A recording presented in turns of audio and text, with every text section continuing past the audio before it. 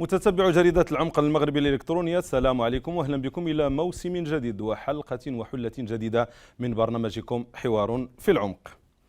ما المكاسب المثمنة والمطالب المحققة للشغيلة المغربية على امتداد العقد الأخير؟ كيف تحول فاتح ماي من موعد للاحتفاء إلى موعد للاحتجاج؟ ولماذا تراجع الوهج؟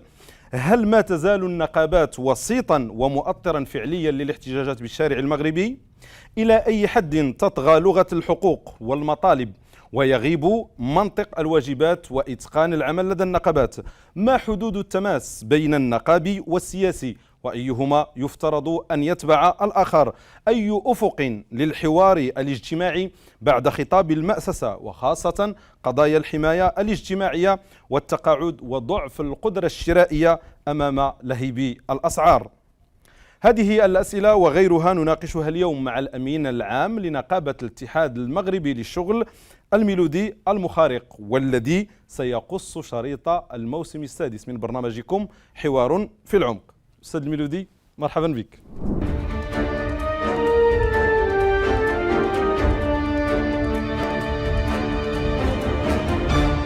الأستاذ الميلودي المخارق، الأمين العام لنقابة الاتحاد المغربي للشغل، مرحبا بك في ضيافة برنامج حوار في العمق.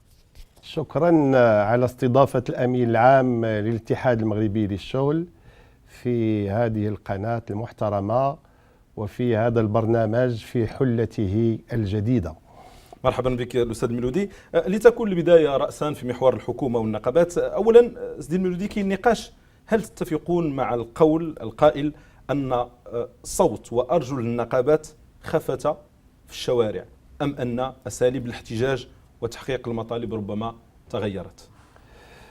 بسم الله الرحمن الرحيم. شكرا على هذا السؤال اللي يمكن يبدو للبعض أن الحركة النقابية شيئا ما تراجعت عن نضالاتها وفي مواقفها. بالطبع كأمين عام للاتحاد المغربي للشغل وأنا أعيش مع كل القطاعات المهنية وفي كل الجهات، فأقول بأن الاتحاد المغربي للشغل كان وسيبقى حيا ومناضلا على حقوق الطبقة العاملة المغربية. من يقول هذا الكلام يمكن ما كيعيش شيء في أوساط الحركة النقابية وما تعانيه وبالطبع ما نحققه من مكتسبات. يقولون أيضا أستاذ المخرق، الأسعار تحرق، الرأسمالية تتغول، حقوق العمال تزداد هضما. كاين نقاش حول التنسيقيات اليوم اللي كنسمعوا في واحد العدد ديال القطاعات. هذه التنسيقيات السي الميلودي المخرق وأنتم أقدم نقابة وأكثرها تمثيلية، واش ما كتشوفوش أن ظهور التنسيقيات في بزاف ديال المجالات أن هذا كيعكس بطريقة ما نوع من فقدان الثقة في النقابات؟ لا أبدا. العمل النقابي لا زال قائما، لا زال عنده مصداقية كبيرة، بل التنسيقيات فالناس اللي كيأسوها هذا رأيهم، ولكن نحن في الاتحاد المغربي للشغل نرى أن التنسيقيات تضعف إلى حد ما العمل النقابي والنضال النقابي، بحيث يمكن لمجموعة من الأشخاص فرادى يأسوا تنسيقية، ولكن فين كيوصلوا؟ هل من مطالب تتحقق؟ هل من أهداف مرسومة؟ فنحن في الاتحاد المغربي للشغل نؤمن بالعمل النقابي الجاد المعقول الذي هو في خدمة الأجراء وليس لاستخدامهم لأغراض خارجة عن إراداتهم. شنو التفسير ديال هذه التنسيقيات؟ علاش اصلا من الاصل؟ يعني لو كان ربما البعض يقول ان النقابات زعما مأطره وحاضره وكذا، ما كانوش ربما هادو يلجؤوا كاع يديروا تنسيقيات خارج النقابات؟ لا، التنسيقيات يمكن 2 3 4 10 الاشخاص يجتمعوا ويديروا تنسيقيه حول فئه ما او موضوع ما، هذا شأنهم. نحن في بلد يضمن التعدد وهذا من حقهم، ولكن من ناحية ديال المطالب الرئيسية للطبقة العاملة المغربية ومن ناحية ديال الأهداف اللي كناضلوا من أجلها، التنسيقيات لا تفيد، بل كما قلت لك شيئا ما تشوش على العمل النقابي. فمثلا نحن حينما نقوم بإضراب في قطاع ما، فبالطبع كيكون منظم، كيكون ناجح، وننتزع المطالب ديال الناس اللي ديال هذه الفئة. أما التنسيقية غير جمع مجموعة الأشخاص وقوم بوقفة احتجاجية أمام البرلمان أو أمام وزارة ما، ومن بعد ما هي النتيجة؟ بل أكثر من هذا، التنسيقيات يمكن خفضات وأبخست النضال،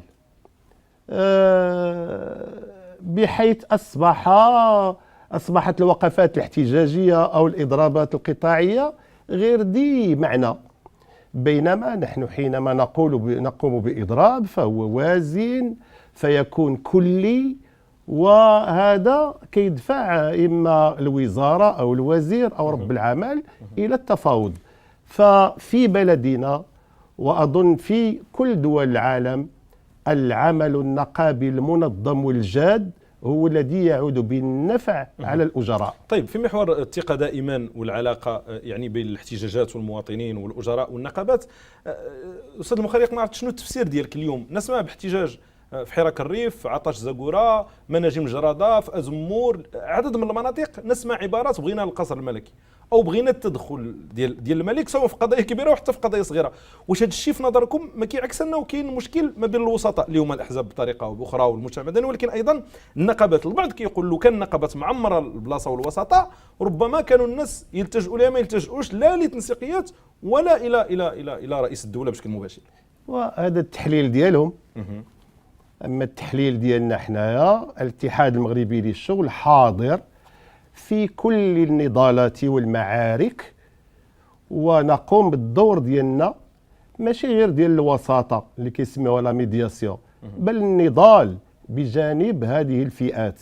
مثلا في حراك الريف اللي كنبغي بهذه المناسبة نجدد التضامن ديال الاتحاد المغربي للشغل مع المعتقلين ديال أحداث الريف والمطالبة بإطلاق السراح ديالهم، فكنا حاضرين.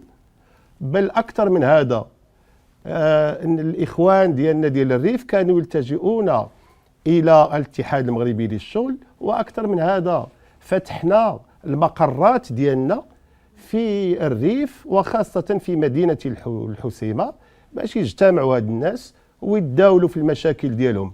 لأن كيف ما كان الحال فهم مغاربة، فهم أبناء الشعب. إلا مثلا سدينا عليهم حنا المقر، فين غادي يمشيو؟ فحلينا المقرات ديالنا في الريف، في الحسيمة، في جرادة كذلك، في الأحداث ديال جرادة المقر ديال الاتحاد المغربي للشغل كان مفتوح، والقيادات الجهوية كانت بجانب هاد الناس هادو. في ورزازات كذلك كنا بجانب الإخوان ديالنا في المنطقة ديال ورزازات، ما يسمى بالاحتجاج ديال العطش، وهذا دورنا الطبيعي. تقصد زاكورة؟ بزاكورة. طيب، المحور الآخر متعلق فاتح ماي، الاحتجاجات. كان المفروض أو في أصلها أن يكون احتفالان، تحول الاحتجاج. السؤال اليوم الأستاذ مخرق، وعلى ضوء الحوار الاجتماعي، إلا بغينا نعددوا شنو المكاسب اللي انتزعتها النقابة بصفة عامة وخاصة الاتحاد المغربي للشغل في هذه المرحلة هذه، لا سيما أن واحد الصورة مثلا ديالكم مع الحكومة في التوقيع ثارت شوية الجدل. قالوا يعني الأمين العام الأكبر نقابة خارج بنوع من الابتسامة مع رئيس الحكومة اللي المفروض يكون خصم ديالو. فنبغيو التعليق على هذا الموضوع، ونبغيو تقول للشغيلة اليوم شنو المكاسب، ما الذي أتيتم به إلى الشغيلة؟ أولا، فاتح ماي لهذه السنة كان استثنائيا. أولا لأنه أول فاتح ماي من بعد 3 سنوات ديال الأزمة الوبائية اللي علقنا المسيرات ديالنا عبر التراب الوطني. فهذه السنة كان فاتح ماي، وكما قلت كنا نأمل باش يكون فاتح ماي عيد للعمال، لكن وللأسف الحكومة المغربية دفعتنا أن نجعل من هذا اليوم يوم الاحتجاج والاستنكار للسياسات الحكومية، وكذلك الاحتجاج على عدم التزاماتها تجاه الطبقة العاملة المغربية، وعدم تنفيذ ما تبقى في المحضر أو الوثيقة اللي وقناها مع السيد رئيس الحكومة. فبالطبع كان فاتح ماي في جو من هذا النوع، ولكن كان مطبوع بارتفاع المهول للأسعار واكتواء كل شرائح المجتمع بهذا الارتفاع ديال الأسعار. ولهذا أخذنا كشعار مركزي في كل الجهات في 58 مدينة اللي خلدنا فيها عيد الشغل، وبالطبع فهو عيد الاحتجاج. أخذنا شعار واحد وموحد، وهو أوقفوا مسلسل التهاب الأسعار للطبقة العاملة والجماهير الشعبية. فبالطبع كان يوم الاحتجاج والاستنكار، وقد رفع الأجراء من كل القطاعات المهنية المنضوية تحت لواء الاتحاد المغربي للشغل، وفي 58 مدينة قاموا بمسيرات عمالية حاشدة، بالطبع نددوا بالسياسات الحكومية بتجميد الأجور وبعدم قدرة الحكومة على الاستجابة للمطالب ديالهم العادلة والمشروعة، والموقف ديال الموقف الحكومي المتفرج على ارتفاع الأسعار. فإذا كان فاتح ماي كما قلت لكم استثنائي بكل المقاييس، بافتخار واعتزاز الاتحاد المغربي للشغل نظم مسيرات عمالية حاشدة في مدينة الدار البيضاء مثلا. فكانت العشرات ديال الآلاف اللي كتصدح الحناجر ديالهم بالشعارات المنددة والمطالبة بتحسين الأوضاع ديالهم المادية والاجتماعية في مدينة وجدة، في مدينة طنجة، في مدينة العيون، في مدينة تطوان، في الرباط. هل تشعرون أن هذه الشعارات، هل هناك رجع صدى من طرف الحكومة؟ هناك تجاوب بطريقة ما؟ احنا هذه مناسبة اللي كنهودوا للشارع وكنرفعوا جهرا شعاراتنا ومطالبنا. فإذا أرادت الحكومة أن تستخلص العبرة فمرحبا، فإذا استمرت في الآذان الصماء فلها ذلك. والنضال مستمر داخل الاتحاد المغربي للشغل. للتذكير فقط، كان السيد رئيس الحكومة وجه لنا دعوة لعقد اجتماع فيما أصبح يسمى ببلادنا بالحوار الاجتماعي يوم الجمعة 14 أبريل. فذهب وفد الاتحاد المغربي للشغل بنية صادقة من أجل التحاور وانتزاع زيادة عامة في الأجور، التخفيض الضريبي عن الأجور، وابتكرنا مطلب عظيم أمام التهاب الأسعار.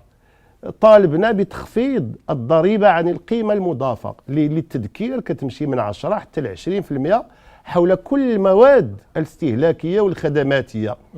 فطرحنا وطالبنا من السيد رئيس الحكومة باش يخفض هذه الضريبة على القيمة المضافة كما فعلت مجموعة من الدول ديال البحر الأبيض المتوسط، وكان آخرها إسبانيا اللي حيدات لغات الضريبة على القيمة المضافة في 50 مادة أساسية.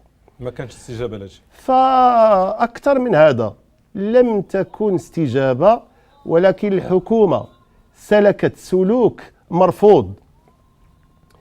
كان السيد رئيس الحكومة من بعد هذا اللقاء اللي دام حوالي 1 ساعتين ونص اقترح علينا تكوين لجنة ثلاثية فيها أرباب العمل والحركة النقابية ممثلة بالاتحاد المغربي للشغل والوزراء المعنيين من أجل دراسة هذه المطالب.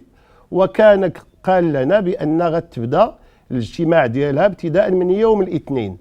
فبقينا ننتظر اجتماع هذه اللجنة الثلاثية ولا زلنا ننتظر إلى اليوم. فكان من المفروض باش نجتمع قبل فاتح ماي باش يعطونا العرض ديالهم، ولم تجتمع ولم تعطي الحكومة نفسها العناء حتى الاستدعاء إلى اجتماع هذه اللجنة الثلاثية وتقول لنا اش عندها. حتى لا كانت أزمة ولا كانت عندها ضيقة مالية أو ميزاناتية تقول لنا ما عنديش، ولكن أخلت بالتزامها، وبالتالي دفعنا إلى صياغة خطابي لفاتح ماي، خطاب شديد اللهجة، وإلى رفع شعارات شاد يعني قوية، وجعلنا من فاتح ماي يوم الاحتجاج والاستنكار ضد السياسة الحكومية تجاه الطبقة العاملة المغربية. ما زلت تنتظر التعليق على صورة الابتسامة مع رئيس الحكومة أثناء التوقيع؟ كاين العلاقات الإنسانية وكاين العلاقات النقابية.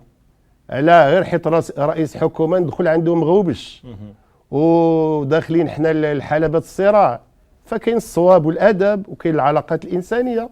ثم ملي كنا داخل القاعة كنت قصح، لأن في المواقف لا مساومة ولا ابتسامة، ولكن استقبلني في باب رئاسة الحكومة. طبيعي أن تريد صنيع بالطبع، الابتسامة. وإحنا راه بشر. طيب، موضوع الحماية الاجتماعية، وعود الدولة والحكومة، أريد منك تقييم، وقد حضرت أكثر من لقاء يعني سامي في هذا الموضوع.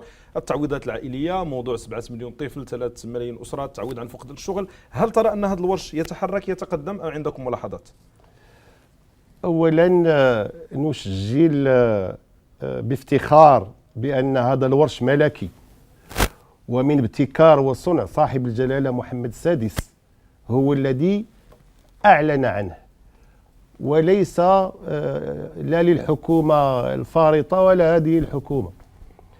فالحماية الاجتماعية تهمنا، وللتذكير نحن منذ سنة عام 1985 ونحن في الاتحاد المغربي للشغل نطالب بتعميم الحماية الاجتماعية، بتعميم أو سن تغطية صحية.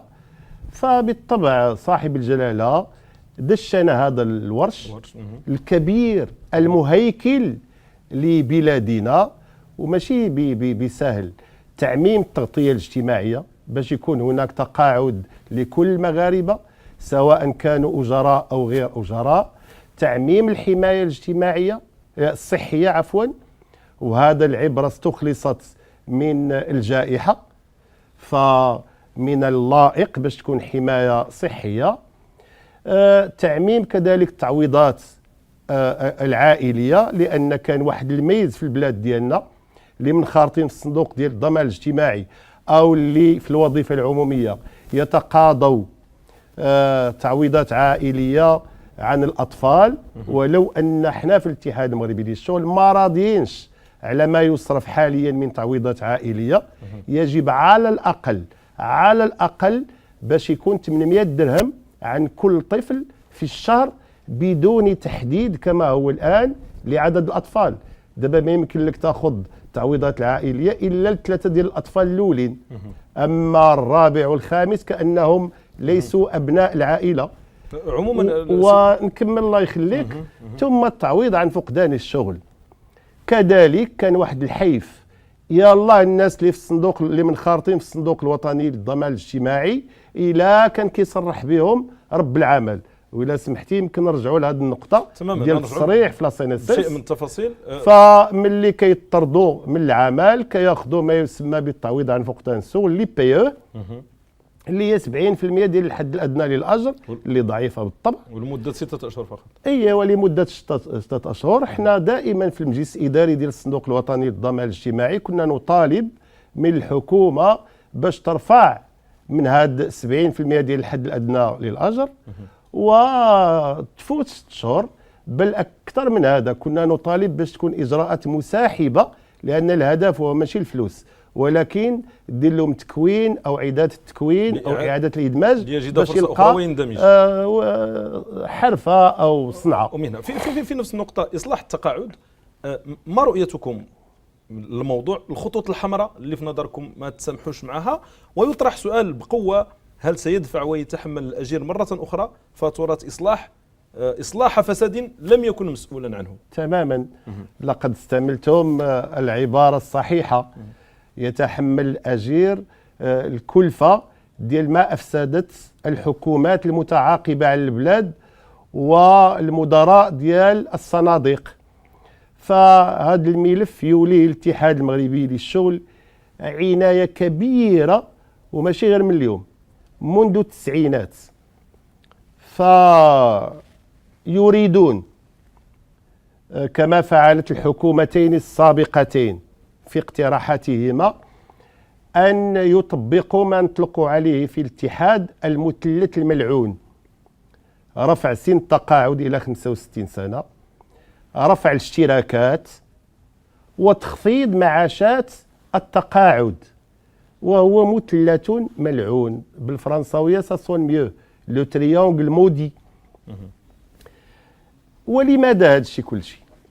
أولا الحكومة في التحليل ديالها، حتى هذه الحكومة وخاصة السيدة وزيرة المالية، خاطئ.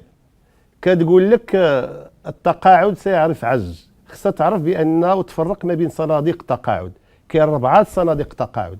كاين الصندوق المغربي للتقاعد لا سيمار، كاين لو ار سي ار النظام الجماعي لمنح رواتب التقاعد، كاين الصندوق الوطني للضمان الاجتماعي، ثم هناك واحد الصندوق اسمه لا سي اي ام ار اللي هو صندوق تكميلي. هذه الصناديق كلها باستثناء الصندوق المغربي للتقاعد ما عندهاش عجز حالي، وما تعرفش عجز في المستقبل، بل هناك المليارات اللي فائضة ومودوعة في صندوق الإيداع والتدبير. وغادي نحبس هنا. كيفاش مودوعة؟ أكلتو شحال النسبة باش كيتعطاو فلوس الخدامة، مدخرات الأجراء لا في الوظيفة العمومية ولا في القطاع الخاص. بمعنى أن بإمكانهم البحث عن موارد أخرى وحلول أخرى بعيدا عن لماذا كيجمعوا لنا الصناديق ب4 وكيقول لك اجي نطبقوا عليهم هذا المثلث الملعون؟ هناك صندوق يقولون بأنه هو فيه عجز، ولكن حنا كنقولوا ما كاينش عجز، كاين سوء تدبير للصندوق المغربي للتقاعد وسوء الحكامة. أتعرفون والمشاهدين المتتبعين كيعرفوا بأن الصندوق المغربي للتقاعد هو خاص الموظفين ديال الوظيفة العمومية وديال الجماعات المحلية، أن الدولة كمشغل لم تؤدي ما بذمتها منذ سنة عام 1960. المليارات، من اللي حسبنا المليارات ديال الدراهم، لا كوت بار باترونال ما كانوش كيأديوها، بينما الموظف أو الموظفة كانوا كيأديو بانتظام الانخراطات ديالهم لأنها تقتطع من المنبع. فمن بعد كيجيو يقول لنا بأن الصندوق فيه عجز. أين ذهبت؟ وهذا السؤال الكبير. مدخرات الموظفين والأجراء. طيب سي مخرق، انتم على مستوى السن باش كطالبوا شنو الامور اللي ما تقبلوش فيها؟ بحال الحاله الفرنسيه مثلا اللي تبعنا هذا الموضوع اطرح احتجاج كبير في الشارع، واش ربما تقدموا على خطوات من هذا المستوى؟ بالطبع، وقد سبق ان قمنا بذلك ايام الحكومه ديال بن كيران. شوف، احنا فيما يخص رفع سن التقاعد الى 65 سنه نقول اجباري، نقول لا ل 65 سنه اجباريه. يمكن تكون اختياريه الى الموظف او الاجير بقى عنده الصحه والقوه والكفاءه باش يشتغل، ما بغاش يوقف في 62، ما بغاش يوقف دابا في القطاع الخاص 60، ولكن اختياريه. وهذا اللي قلنا للحكومتين السابقتين. وكاينه واحد النقطه اخرى وهي ما يسمى بلا بينيبيليتي دو لو ترافاي. واش كتظنوا بان واحد في قطاع اللي فيه اعمال شاقه يمكن له يبقى حتى ل 65 عام؟ لا يمكن. تاثر المردوديه ديالو، والمردوديه ما كايناش. وفي هذه النقطه حنا والاتحاد العام لمقاولات المغرب، الباترونا، ارباب العمل، كنتلاقاو حتى هما ضد رفع سن التقاعد الى 65 سنه، لان المردوديه بغينا او كرهنا غتهود ديال الاجير. فيما يخص تخفيض المعاشات فهذا خط احمر، لان يجب التذكير ان في الصندوق الوطني للضمان الاجتماعي احسن واكثر ما يمكن له يتقاضاه الاجير من بعد ما يصرح به الباترون ديالو و12 شهر على 12 شهر ويجمع 3240 يوم ديال الانخراط، ما يمكن له يوصل الا 4200 درهم. واش 4200 درهم بالنسبه للاجير والعائله ديالو، وبالخصوص الاولاد ديالو ما متزوجين شيء وما خدامين شيء، يمكن له يعيش بها؟ بالعكس، هذا خط احمر. دونك تخفيض معاشات التقاعد مرفوضه. فيما يخص الرفع من الاشتراكات، انا كما قلت لك 3 الصناديق ما عندهاش عجز وما تعرفوش حتى البروميي ديفيسيت تكنيك حتى 2060. فيما يخص لا كاس ماروكان دو روتريت، غير يوريو لنا اين ذهبت الاشتراكات ديال الموظفين والموظفات في الاداره العموميه والجماعات الترابيه. نعم. بعض القطاعات اللي الاتحاد المغربي معها في شنآن او في احتجاجات، لاحظنا انكم في الاونه الاخيره امتنعتم على المساءله ديال وزير الادماج الاقتصادي والمقاوله الصغرى والشغل والكفاءات في جلسه الاسئله الشفويه. شنو التفسير ديال هذه الخطوه هذه؟ فالوزير في الجلسة ديال الثلاثاء الفارط ديال ما يسمى بالأسئلة الشفهية اختار موضوع الحوار الاجتماعي. فالإخوان ديالنا ديال الفريق البرلماني جاوا عندي باش نحضروا السؤال، فقلت لهم وعلاش غندخلوا في اللعبة كأن هناك في بلادنا حوار اجتماعي حقيقي. قبيله قلتي ما يسمى والان وكأن هناك حوار. واش وكأن بنظركم هذا الجهد المؤسسه اللي كدير الحكومه واللي طالب به جلاله الملك في احدى الخطابات واش ما كاينش على ارض الواقع؟ نكمل لك على نهار 3 شقع في البرلمان. قلت لهم ما ندخلوش في اللعبه، نطرحوا سؤال ويجاوبنا ويقول لنا تمت المأسسه الى اخره. وكانت سابقه يمكن في تاريخ مجلس المستشارين أن الفريق ديال الاتحاد المغربي للشغل امتنع، وكنا ظريفين ما بغيناش نقولوا قاطع طرح الأسئلة ديال الحوار الاجتماعي على السيد وزير الشغل ومن وراءه الحكومة كلها. يتغنون، وكان عندها صدى قوي هذا الامتناع جهرا في قبة البرلمان بأن ما لاعبينش وما داخلينش في ديك اللعبه ديال سئل فاجاب. فهو نوع من الاحتجاج قوي اللي خاضوا الاتحاد المغربي للشغل داخل مجلس المستشارين. يتغنون بالمأسسه ديال الحوار الاجتماعي. انا كنطرح عليهم سؤال ومن خلالكم كنطرحها السؤال للأجراء في كل القطاعات المهنيه، واش بالمأسسه غادي يخلصوا البيسري؟ واش بالمأسسة ديال الحوار غادي يخلصوا التمدروس ديال الأطفال أو العلاج أو المحروقات؟ إذا لا تهمكم الأشكال والتسميات. الأشكال المأسسة ماشي غاية، فهي وسيلة. قالوا غنجتمعوا مرتين في السنة، مرة في الشهر ديال شتنبر ولاش لتحضير القانون ديال المالية ديال السنة الموالية، باش إلا كان شي إجراءات فيما يخص الضريبة عن الأجور اللي هي عالية أو خفض التيفيا أو غيرها يتضمن في المشروع. بيان سور. كنخلصوا الأجراء كلهم كيخلصوا الضريبة بانتظام وبواحد النسبة عالية 38%. كيقسموا مع الدولة كتقسم مع الخدامة في الوظيفة العمومية والقطاع الخاص كتقسم معهم الخلصة ديالهم.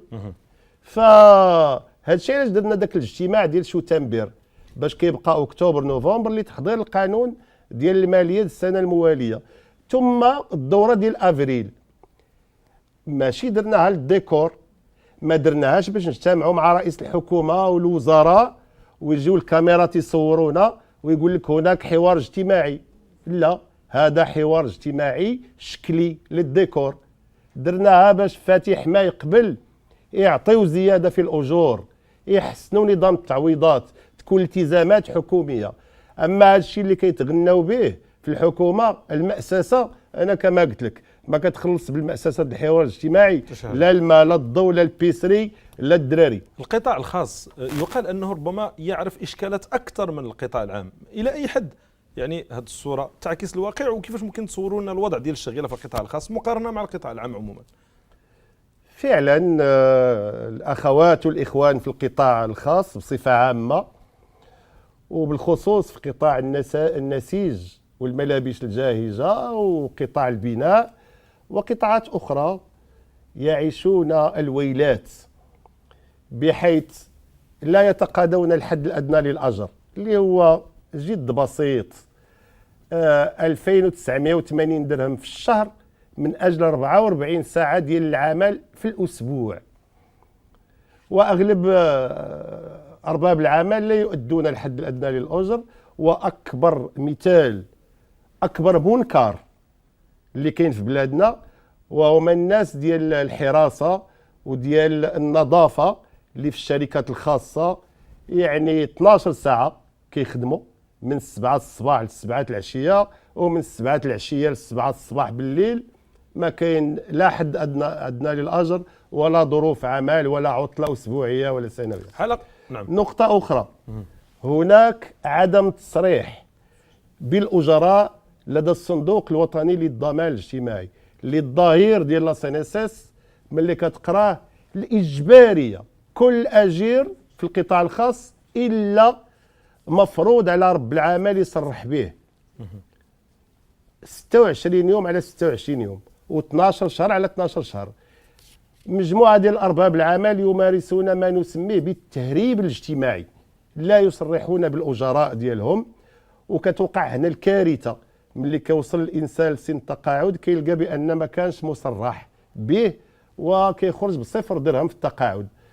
ونقطة أخرى اللي تثير الغضب ديالنا وهي منع ممارسة الحريات النقابية، بحيث هذا الحق الدستوري اللي هو الحق النقابي اللي كاين في الدستور كيقول الحق النقابي مضمون، هادشي اللي كاين في الدستور.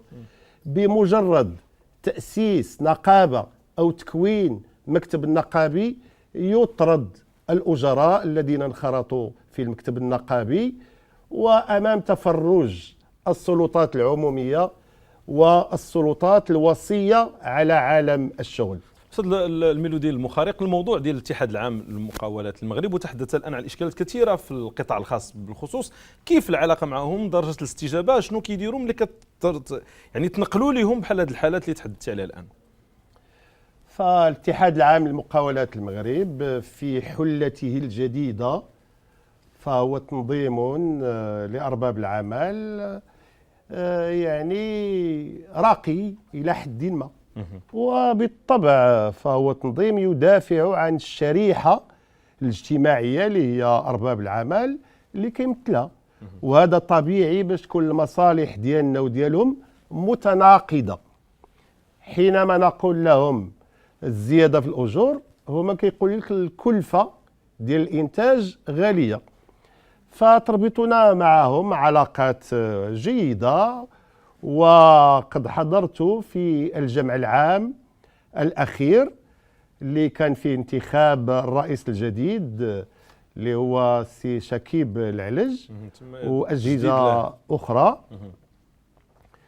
فالعلاقات اللي كتربطنا كما قلت لكم هناك نقطة التقاء، مثلا رفع سن التقاعد هما ضد، مثلا تخفيض الضريبة عن الأجور هما كيساندونا، كيقول لك غالية لأن الأجراء إلى هودات لهم الضريبة عن الأجر الدخل غادي يتحسن وما غاديش يبقاو دائما يطالبوا لهم الزيادة في الأجور وهكذا. وبالطبع هناك نقط ديال الخلاف اللي كما قلت لك هما يدافعون عن هذه الشريحة ديال أرباب العمل، يريدون تقليص أكثر ما يمكن بالكلفة ديال الكتلة الأجور، ونحن نقول لا، يجب باش الأجور تتلائم مع غلاء المعيشة ومع الأثمنة. نقطة خلاف كبيرة بيناتنا وهو ما يسمى بالقانون التنظيمي لحق الإضراب. هما يريدون أن يكبلوا هذا الحق الدستوري بسن قانون يجعل ممارسة حق الاحتجاج مستحيلة بمساطير ملتوية، وبالطبع من اللي كنقولهم ومعهم الحكومة. ونحن نقول لا، الحق الدستوري لا يقنن بل يحمى ويجب أن يمارس بكل أريحية وحماية هذا الحق الإنساني. لكن سي ميدو معذره، هذا الموضوع انت تعرف ان المجال موضوع الاجر مقابل العمل، وهذا النقاش اللي كان في واحد الفتره معينه انه كاين مشكل حقيقي ديال الناس كتخيط، يعني اضرب تدعو له نقابه ويغيب عنه الاخرون. يعني كتحس احيانا السلوك ديال الناس تريد انها تخلص بلا ما تخدم. واش يرضيكم ايضا هذا على مستوى داخل المقاولات؟ شوف، حنايا في الاتحاد المغربي للشغل ضد الاضرابات الفوضويه، ضد الاضرابات اللي من هبه وهذا ينادي الى هذا الاضراب ببلاغ، وضد اي عمل كيعرقل السير العادي للمقاولات المغربيه. لا نريد في الاتحاد المغربي للشغل باش نخربوا الشركات اللي كيحترموا تشريعات العمل وكيحترموا حقوق الاجراء. فبالطبع احنا ملي كنقوموا باضرابات فهي منظمه، وما كنجيوش ونعلنوا على اضراب، بل كنعطيو مده الاخطار ام بريافي واخا ما كايناش في القانون، وكنعلموا رب العمل والمندوبيه ديال التشغيل والوزير الوصي حينما نستنفذ جميع الوسائل ديال الحوار. بالطبع كيبقى لنا السلاح الوحيد وهو الاضراب.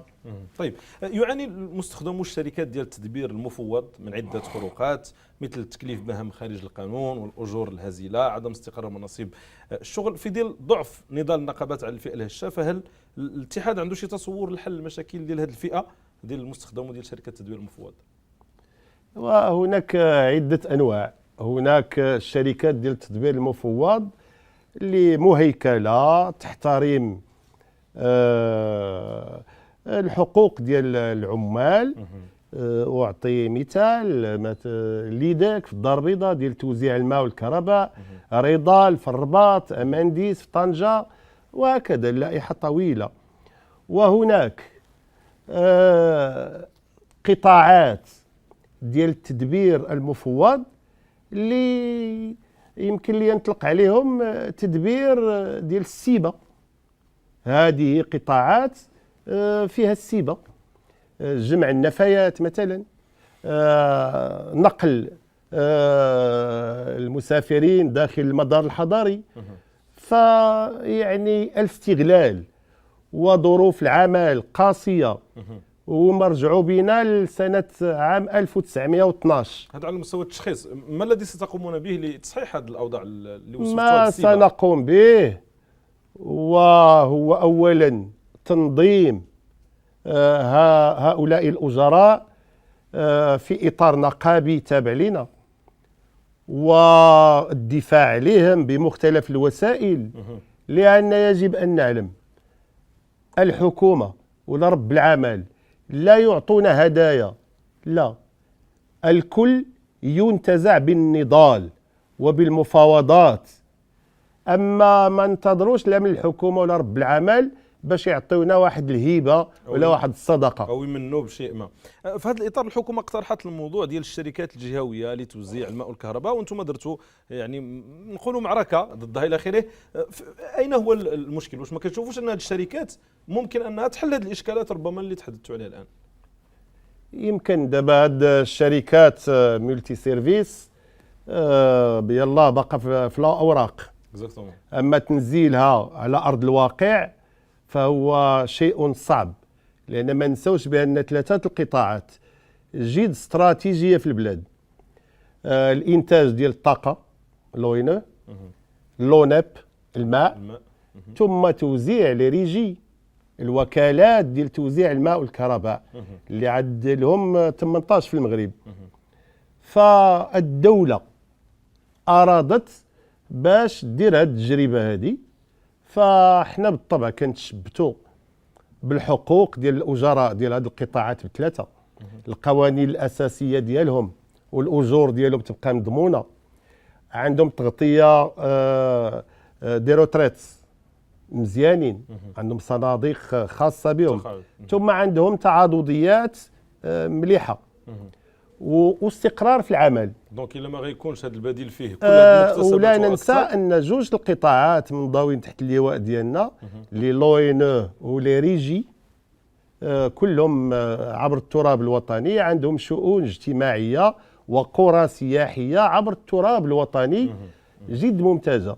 فهذه كلها حقوق ومكتسبات متشبتين بها، والمفاوضات ما زالت جارية مع وزارة الداخلية اللي كيشرف عليها وزير الداخلية، وبالطبع مع القيادة الاتحاد المغربي للشغل والإخوان ديالنا ديال الممثلين ديال هذه القطاعات من أجل صياغة بروتوكولات ومواثيق اجتماعية اللي غتضمن لهم هذه المكتسبات ديالهم، لأن ماشي سهل. كانوا في قطاع شبه عمومي ثم من بعد شركات جهوية متعددة الخدمات. ولما لا مكاسب أكثر؟ ولماذا لا مكاسب أكثر؟ من بين الحالات اللي فيها شوية يعني إشكالات الموضوع ديال القطب العمومي الإعلام، يعني تحديدا القناة الثانية يعني نموذجا واحد من 2011 وشويه تقريبا ما بقاش هادشي ديال الترسيم، واحد 400 موظف بدون يعني في حاله ديال هشاشه محرومين من واحد العدد ديال الحقوق. انتم الاتحاد المغربي للشغل النقابه الاولى في هذه القناه، ما عرفتش هذا الموضوع واش ما كاينش شي نضال عليه، ما كاينش شي حل ليه، تحركتوا فيه شنو؟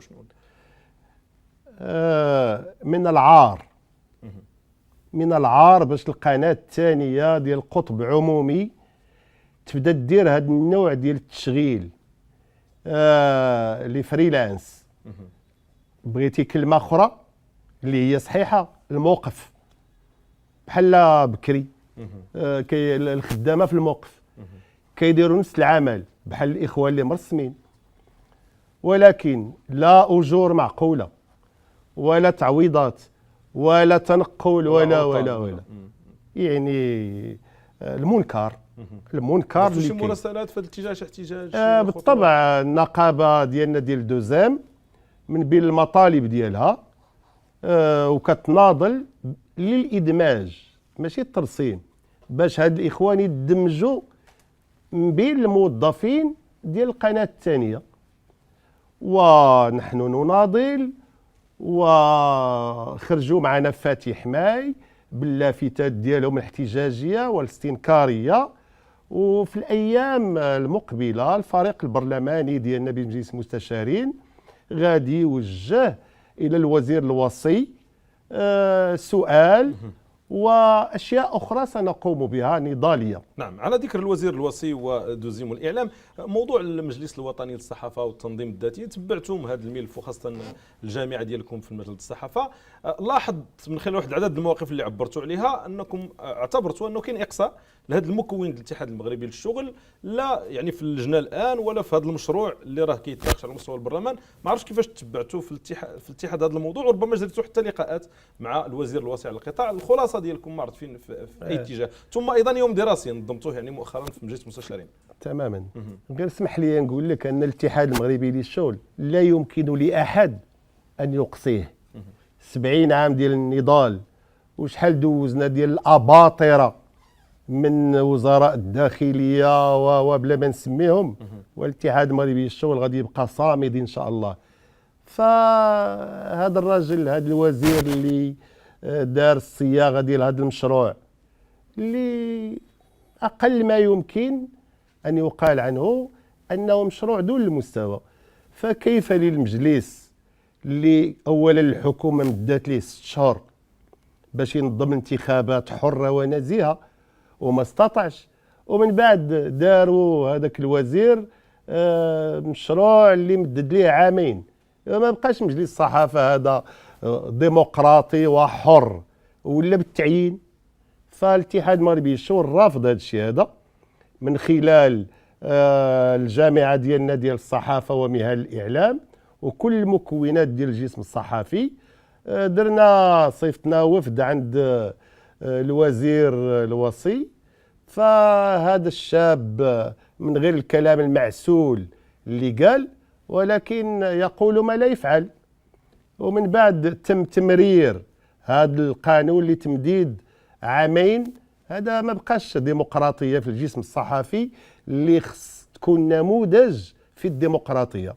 فمن خلال هذا المنبر ديالكم وجديد المسانده ديالنا الإخوان ديالنا في ميدان الصحافة ومهن الإعلام، ونطالب الحكومة باش تنظم الانتخابات الحرة والنزيهة في أقرب الآجال. لماذا عامين؟ علاش؟ من مدخل الديمقراطيه فتحتي لي باب باش ندوز للقانون النقابات والاضراب، وان كنا تطرقنا ليه بشكل او اخر. النقابه العريقه الاتحاد المغربي للشغل، كاين نقاش حقيقي الاستاذ الميلودي على موضوع ديال الخلود ديال الزعامات، ويقول هل سيكرر مخاريق ما فعله السابقون. ربما كتعترضوا على القانون لانه غيحدد عدد الولايات. الى اي حد هذا الموضوع صحيح؟ وانت الان في الولايه الثالثه اعتقد في نهايتها. بكل فخر واعتزاز أنا في الولاية الثالثة وأقوم بمهامي أحسن قيام بجانب الأجراء. وهل هناك من شيء يمنع أن أبقى كأمين عام؟ ولو أن في المؤتمر الأخير الله غالب راه أنا ولجت العمل النقابي منذ كان السن ديالي 25 سنة، فحوالي دابا 50 سنة ديال النضال المرير والمعاناة.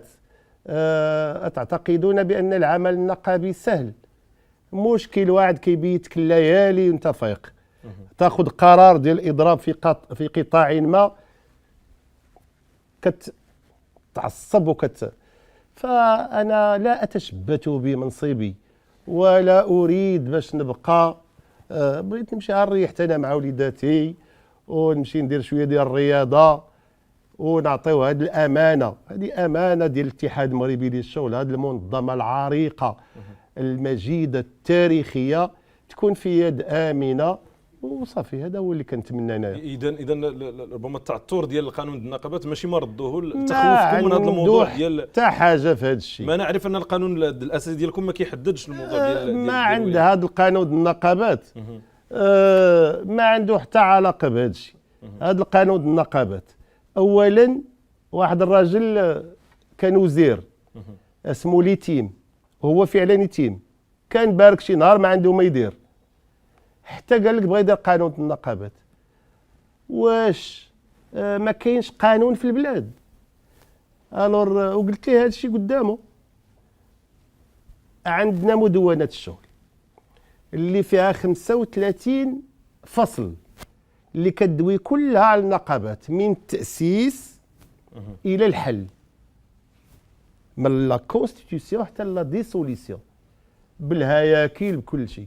فما عنده ما يدير هذا الوزير بتاكر هذا الشيء هذا قانون النقابات. ومن بعد ملي طلعنا على هذاك المشروع ديال القانون اللي صوبوا بطريقة سرية انفرادية بدون أدنى استشارة مع الحركة النقابية في أمر يهمها بالدرجة الأولى، حتى قال لك صيفطوا لنا عن طريق البوسطة، شو على مستوى رديء ديال هذا الوزير.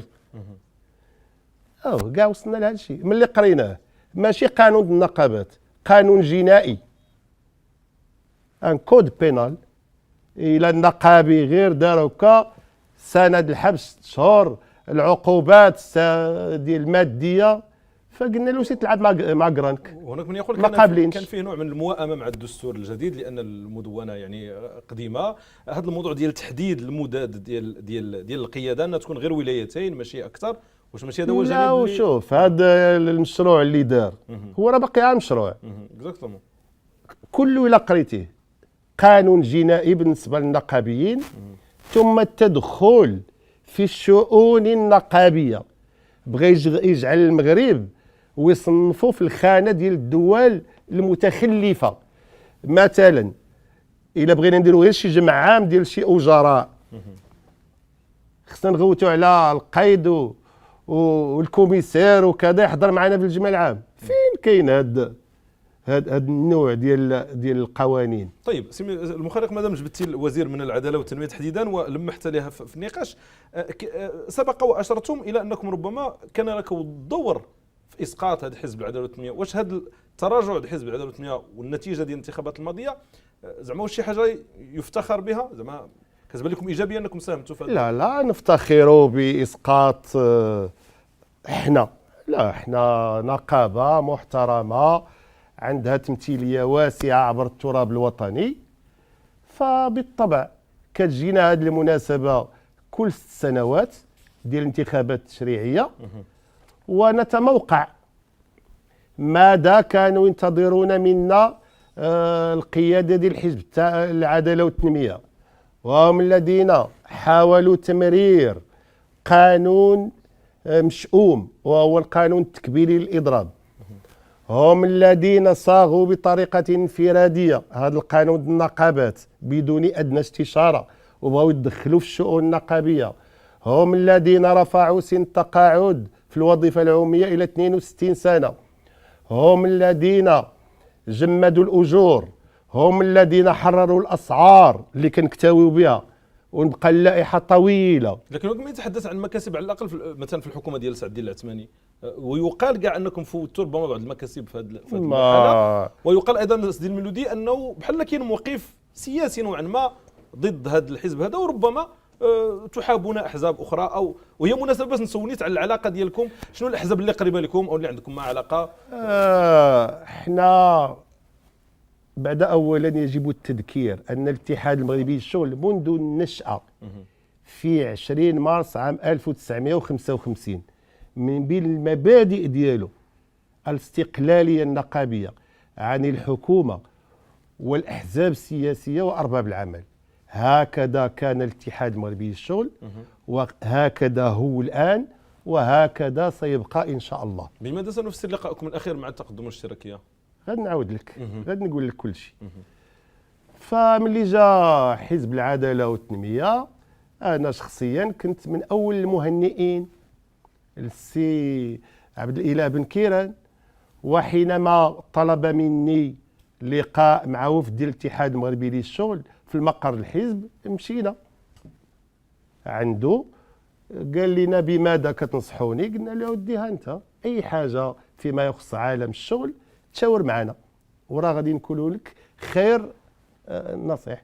وفي الاخر كاع من اللي سال قال لي عاوني، قلت له شوف انا وياك غنديروا مسلماني تحابا في الله صافي، اللي مزيانه مصلحه البلاد غنديروها وغادي نقول لك اش كاين. وفعلا شي احداث جات اللي كان بالامكان ديالنا في الوقت اللي كان ضيض عليه القيامه، وما بغيناش ندخلوا في تحالفات او امتنعنا. فمن بعد بدا يدير شي حوايج اللي ماشي معقوله، فبالطبع اخذنا المسافه. شنو الاشياء الغير معقوله مثلا؟ الاشياء الغير معقوله اللي بدا كيديرها مثلا حينما مرر بطريقه بلطجيه وبالقوه القانون ديال التقاعد في الوظيفه العموميه الى 62 سنه، وهود من لي بونسيون الموظفين وزاد عليهم في الاشتراكات. وشحال من لقاء درت معاه ودرنا معاه كوفد ونصحنا، قلنا ليه راه ماشي من المصلحه لا لك انت ولا لحزبك ولا للبلاد ولدوك الاجراء. فما داش فينا في البرلمان في كل شيء. فبالطبع اش كان كينتظر منا ملي جاو الانتخابات التشريعيه؟ باش نبقاو مكفوفي الايدي، باش نصفقوا؟ صافي قلنا لا، ليس هم اناس لا يستحقون الثقه ديال الطبقه العامله المغربيه، وصافي تكور. ما وجهتوش الطبقه العامله الى التصويت على حزب دون اخر؟ لا، خلينا حريه الاختيار الاخوان ديالنا في المدن كلها باش يصوتوا على الحزب اللي كيتلائموا الهويه ديالهم، الا مع احتراماتنا للاطر والقياده ديال حزب العداله والتنميه، ولكن القياديين ديالهم رؤساء الحكومه اللي دازوا اساءوا الى الطبقه العامله المغربيه. ف6 سنين كتجينا هذه المناسبه وماشي هذه المره الاولى. طيب بعض الاسئله وهي على شكل متفرقات، ونرفعوا الايقاع شي شويه الاستاذ الميلودي لان الوقت بغى يداهم. واحد النقطه، البعض يعتبر انه من الافضل ان يقود الاجراء شخص غير متقاعد، يعني كيقصدوا مخارقه وغيره، ولكن تيقولوا الى الشخص التقاعد يعني المفروض انه اللي يقود الطبقه العامله يكون مازال كيشتغل. كتفقوا ولا ضد هذه الفكره؟ وهذو كيقولوا هما، واش كنقولوا حنا؟ ماذا تقولون أنتم؟ نقول بأن ماشي المشكل ديال التقاعد أو السن، ديال الكفاءة والإجماع ديال الأجهزة ديال المنظمة على شخص أو أشخاص. أما هذا الشيء تقاعد وكنبان لك أنايا ماشي شاب، كنبان لك أنايا متقاعد دابا. هذا ما يبدو لهم هم. الجامعة الوطنية لقطاع الداخلية، هناك تفرد عند الاتحاد المغربي للشغل، تقريبا أنتم الوحيدين اللي توجد داخل هذا ما يسمى بأم الوزارات، لكن منذ مدة وقع تعثر في التجديد ديال المؤتمر، أعتقد أكثر من سنتين. واش هو تمهيد للانسحاب من وزارة الداخلية للاتحاد المغربي أو فقط؟ لا نعم. لا، احنا لنا الشرف أننا أول من قحم ودار تنظيم نقابي داخل وزارة الداخلية، وحاربونا وما زلنا كنتحاربوا، لأن كيخلطوا القوانين، كيخلطوا القانون ديال المتصرف وديال الناس حاملي السلاح مع موظف بسيط في وزارة الداخلية اللي له الحق في العمل النقابي.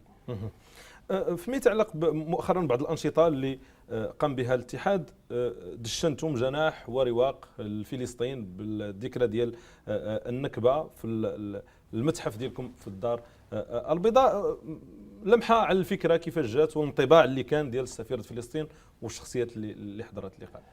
بكل فخر واعتزاز خلد الاتحاد المغربي للشغل الذكرى، ولم أدري هل يمكن أن نصنفها بالذكرى، لأن النكبة ديال الإخوان ديالنا في فلسطين اللي هجروا وطردوا من ديارهم.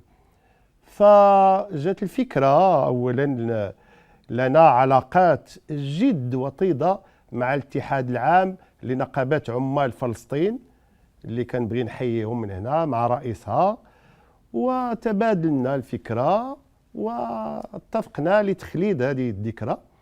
شنو المضمون كان ديال الجناح او ديال الذكرى؟ اولا خلدناها، وكما قلت الاتحاد المغربي للشغل كمركزيه نقابيه اللي خلدها، وفي نفس الوقت اللي في الامم المتحده كان محمود عباس كيخطب على هذه القضيه هذه. فهذا شرف للطبقه العامله المغربيه والمغاربه، حتى لا ننسى ما كيعانيو الاخوان ديالنا في فلسطين. ثم لنا متحف رائع اللي فيه تاريخ المغرب السياسي والنقابي. فجات الاخوان ديالي في الامانه الوطنيه الفكره باش نديروا جناح خاص فلسطين، اللي عندنا في المكتبه الوطنيه ديالنا مخطوطات وقطع وجرائد ومواقف الاتحاد المغربي للشغل تجاه القضيه الفلسطينيه. فدغيا خصصتم لها جناحا جناح خاص، وجاء السيد سفير دولة فلسطين والسيد المدير العام لبيت مال القدس والجمعية المغربية لمساندة الكفاح الفلسطيني. وبالطبع كان واحد اليوم رائع رائع رائع. على ذكر المتحف، اعتقد انه من اقدم البنايات اللي كانت في مدينه يعني الدار البيضاء، وربما هو كان اقامه ديال المقيم العام الفرنسي ليوطي. اريد ان يعني بعجاله حديث يعني كان دار في زياره ملكيه قريبه، وكيف جات المبادره ديال انه يتكلف بالتحديث ديال هذيك المعلمه والتجديد ديالها. فعلا فين درنا المتحف اللي كيتعرف بدار الاتحاد، لا ميزون دو لونيون، وهي كانت دار المقيم العام الفرنسي الماريشال ليوطي، اللي منذ الحماية في عام 1912 بقى فيها حتى 1927، ثم جاو كاع لي جينيرو لي ماريشو اللي تداولوا عن الحماية المغربية. فملي شدينا الاستقلال اعترافا لدور الاتحاد المغربي للشغل في معركة التحرير الوطنية، والدور لا ننسى بأن القدماء ديالنا والأخ محجوب بن الصديق عطوا قيلة لعدة مرات وسجينا من أجل استقلال المغرب ومن أجل عودة العائلة الملكية من المنفى. فملي شدينا الاستقلال جاء عندنا المغفور له محمد الخامس، واعطانا كهيبه ملكيه هذيك الدار كاعتراف للدور ديالنا، وعندها واحد الحموله تاريخيه. هذاك دار الاتحاد. فهذيك دار الاتحاد عندها تاريخ من الاستقلال. مثلا تماك فين كانت كتكون الدورات التكوينيه للاطور المغربيه. لا ننسى بان مش دينا الاستقلال ما كانوش الاطور اللي مغربت الاداره. فكنا نقوم بالتكوين ديال الجيل ديال الاستقلال، التكوين النقابي.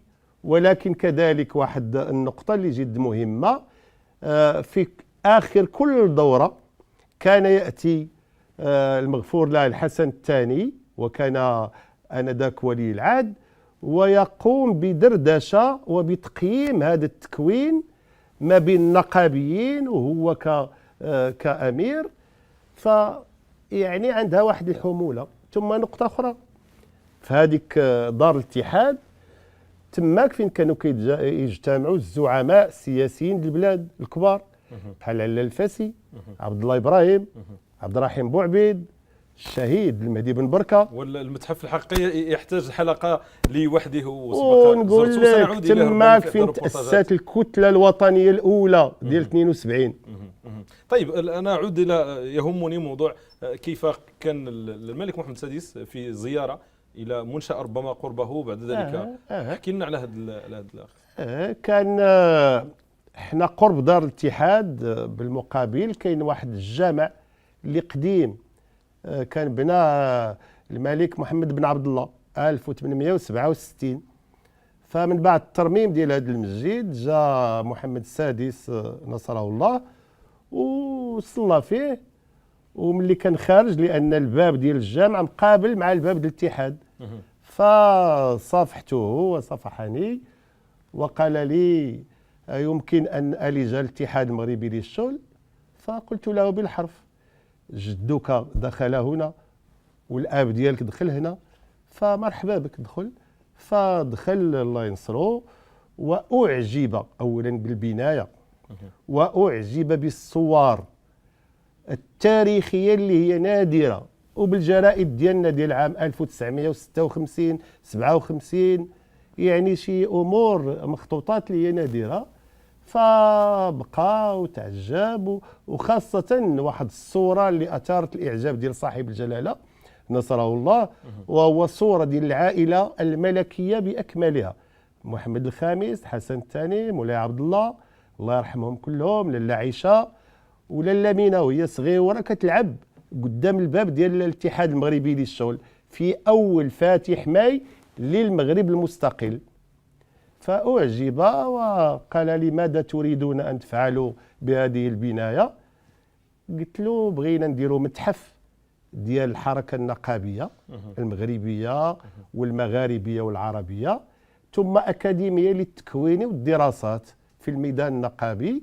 فأمر صاحب الجلالة بإعادة ترميم هذه البناية اللي مبنية منذ عام 1918 وبأحسن المعايير، ثم جهزناها وافتتحنا هذا المتحف هذا اللي كنفتخروا به.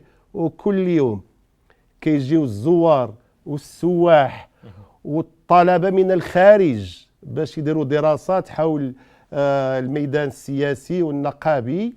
بالطبع هو مفتوح للعموم، يعني للعموم، وبالخصوص اللي بغى يدير الدكتوراه ديالو ولا الاطروحه ديالو كيجيو تماك، وكنفتخروا وكنعتزوا بما هو. كانت فيه حتى الجرائد اللي كان الاتحاد كيصدر عليها، الا تذكرنا تماما. كانوا عندنا ثلاثه ديال الجرائد. كانت الجريده بالفرنسيه لافونغارد اللي عظيمه، ملي كتقراها ما كتسخاش، في شكل مجلدات، وبالعربيه الطليعه.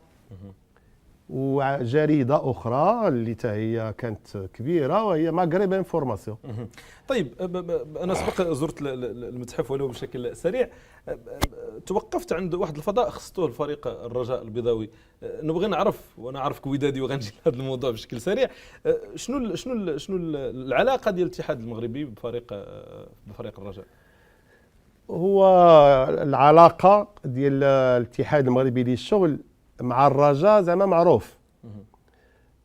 هذا الشيء علاش كيقولوا للرجاء الناس القدام الفريق ديال النقابه، لان الاتحاد هو الذي احتضن الفريق ديال الرجاء، وكان الاخ المحجوب بن صديق اللي هو الامين العام السابق هو الرئيس ديال الرجاء، وكنا لي جوار اللعابه ديال الرجاء كلهم الاتحاد اللي كيأدي لهم لي بريم ديالهم.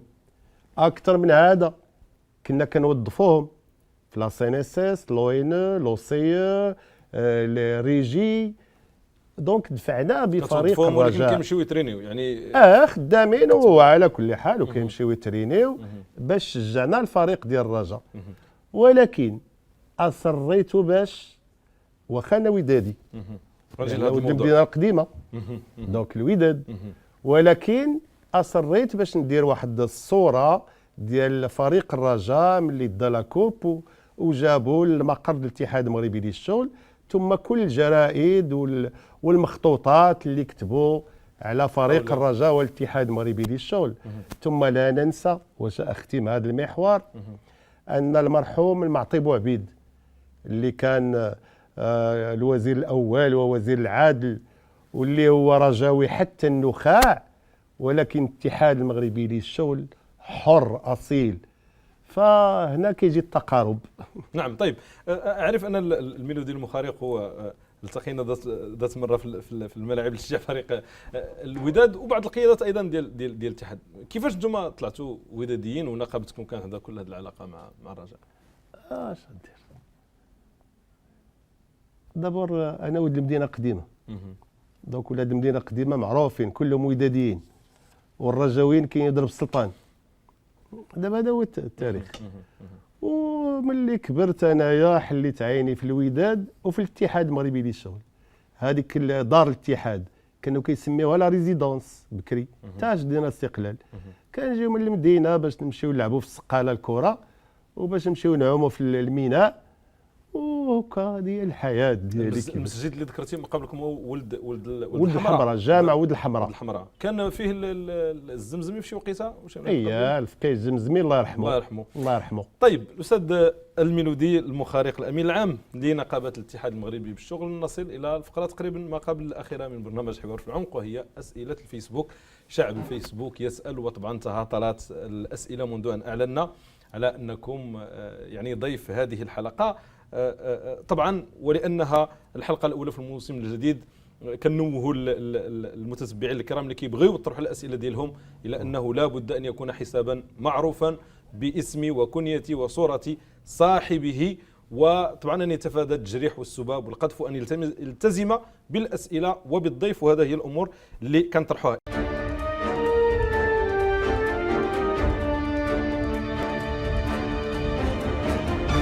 اذا عندنا 10 اسئله او 11 بشكل سريع. بارك الله. بشكل سريع طبعا سي الميلودي، لان حتى الوقت تقريبا البرنامج يعني انتهى، ولكن الحديث معكم شيق لكن الوقت ضيق كما كيقولوا. مصطفى امعين من مراكش يقول يتمنى ان تطرح على هذا السؤال على السيد الامين العام: مشكل حامل الشهادات بالجماعات الترابيه وملف عمره 12 سنه والى حدود كتابه الاسر لم يجد له حل مازال في رفوف وزاره الداخليه. أقول لي الأخ ديالي من مراكش الأسبوع الفارط وقعت على رسالة موجهة للسي الفتيت كنطلب منه وبقوة باش يحل هذا المشكل ديال حاملي الشهادات في القطاع ديال الجماعات المحلية. بل أكثر من هذا، في الوقفة الاحتجاجية اللي داروا هذه واحد 4 أيام صيفط الإخوان ديالنا القيادة ديال الجامعة النقابة ديالنا ووقفوا معاهم وفرقوا عليهم هذه الرسالة هذه. نور الدين كمال من أكادير: لماذا انشقت الجامعة الوطنية للتعليم وما زال التوجه المنشق الذي يسمى التوجه الديمقراطي يمتلك التمثيلية داخل قطاع وزارة التربية والوطنية؟ واش كاين شي نزيف من طرف الأطر ديال الاتحاد في هذا الجانب؟ ما كاين حتى شي نزيف. أكبر دليل وهو في الانتخابات المهنية ديال اللجان الثنائية الأخيرة بحول الله وقدرته تبوأت الجامعة الوطنية للتعليم التابعة للاتحاد المغربي للشغل المرتبة الأولى. صافي. هذا اكبر حنا جواب. هما الاولين وهنا هما الافضل اللي كندافعوا على رجال ونساء التعليم بعصبيه. عبد الرحمن السخي من العيون يسال يعني الامين العام للاتحاد المغربي للشغل عن مطبات يسميها ديال القانون الاساسي للتكوين المهني الذي يئن من وطأته العاملون في مكتب التكوين المهني وخصوصا العاملين بمدن الصحراء الذي لم تراعى فيه قضيه التعويض عن الاعباء 85-25% كتعويض على الاقامه.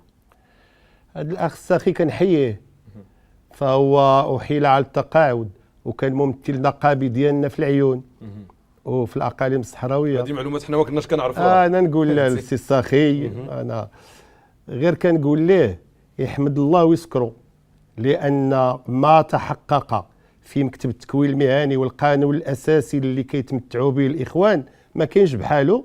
وانا سهرت شخصيا على التعويض على المناطق الصحراويه وجبنا لهم زياده ديال 80%.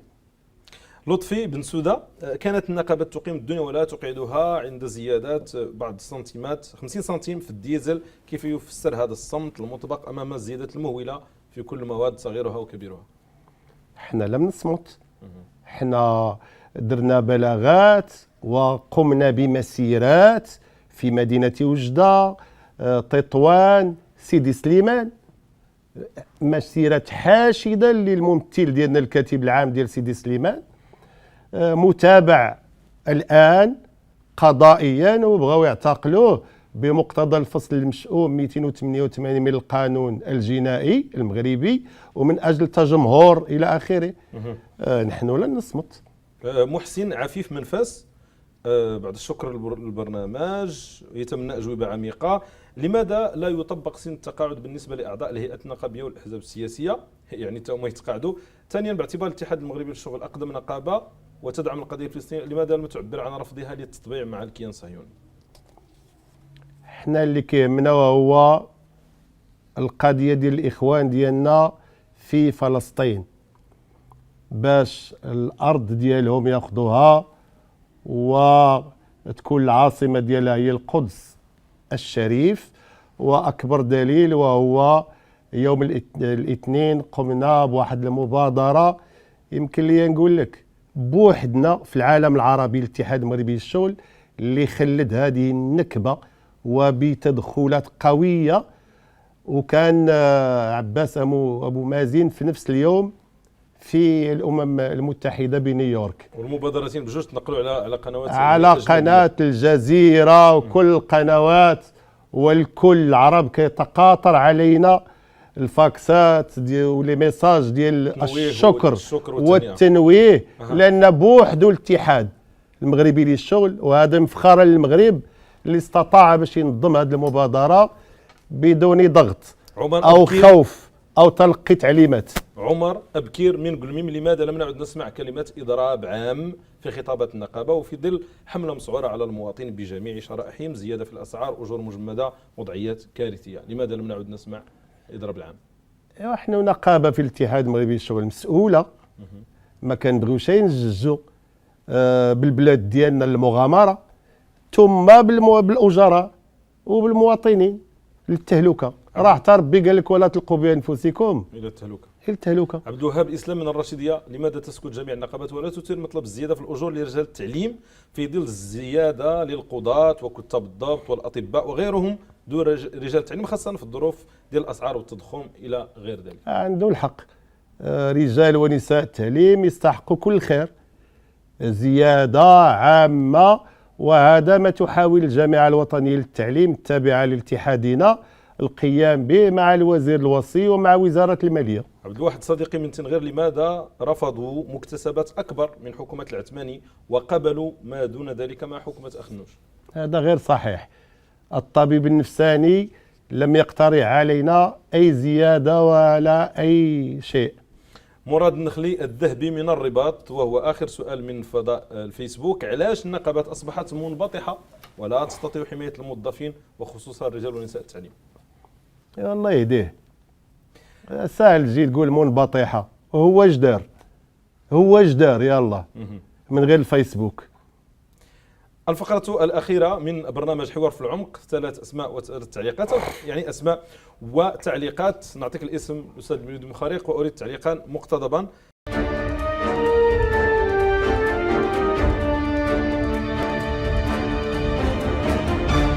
المندوب السامي لقدماء المقاومين وأعضاء جيش التحرير مصطفى الكسيري.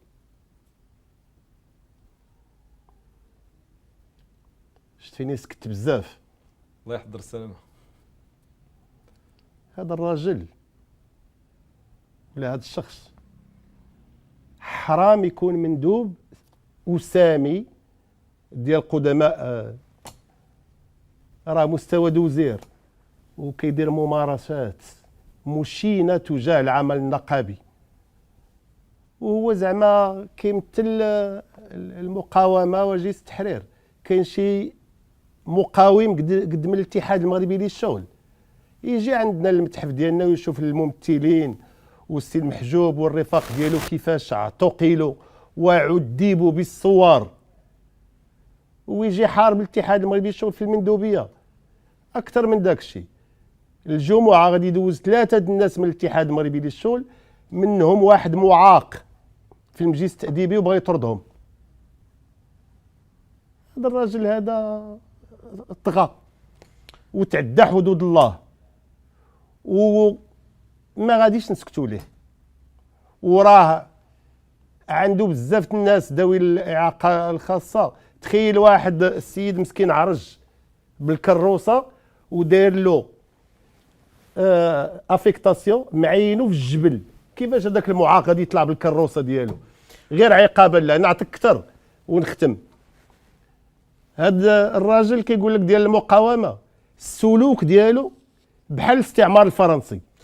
الكاتب العام ديال النقابه ديالنا ديال اليو ام تي نفاه كما كان اكزاكتومون المستعمر الفرنسي. كاين فيه النقابيين مدينه حيدوا من الرباط صيفطوا 150 كيلومتر خارج على ولادو. الاسم الثاني وزير الشغل والإدماج الاجتماعي والمقاولة الصغرى والشغل والكفاءات، يونس سكوري. رجل طيب، شاب يريد أن يعمل في القطاع ديالو، ولكن كنقول ليه بأن خاص يدفع بالحوار الاجتماعي إلى ما هو أكثر، وباش يسرع بالإصلاحات اللي كان بغى يديرها في وزارة الشغل. مثلا الإخوان ديالنا في لي زانسبكتور طرافاي يعطيهم وسائل العمل لفرض تطبيق القانون ديال الشغل. الاسم الثالث وزير التربية الوطنية والتعليم الأولي والرياضة، شكيب بن موسى. رجل كفء ذو خبرة واسعة. أنا شخصيا كانت عندي معاه مجموعة اللقاءات في كل المناصب اللي داز منها، كوزير الداخلية سابق، مجلس اقتصادي واجتماعي، رئيس ديال المجلس الاقتصادي والاجتماعي، كسفير فرنسا وهكذا. رجل كفء يستحق، لا أقول التنويه، الوقوف على ما يقوم به، ولكن أوجه له نداء أن يعجل بإصلاح الوضعية ديال الرجال ونساء التعليم، وأن ينزل ما تم الاتفاق معه فيه مع النقابات فيما يخص القوانين الأساسية والفئات. الأستاذ الميلودي المخارق، الأمين العام لنقابة الاتحاد المغربي للشغل، شكرا جزيلا لك. شكرا لكم على الاستضافة، وكان برنامج شيق. شكرا لك الأستاذ المخارق. هل كان حوارا في العمق أم مجرد حوار في العمق؟ الكلمة والتعليق لكم متابعتنا ومتابعينا. بهذا أودعكم وإلى حلقة جديدة وضيف جديد من برنامجكم حوار في العمق. ترقبوه مساء كل جمعة. إلى اللقاء. بسميو أكيد لا دابا نيس لا يقدر يكعكع ولا يدير لك شيء. اسمح لي بنت الحق، انت تعطيني اشارات.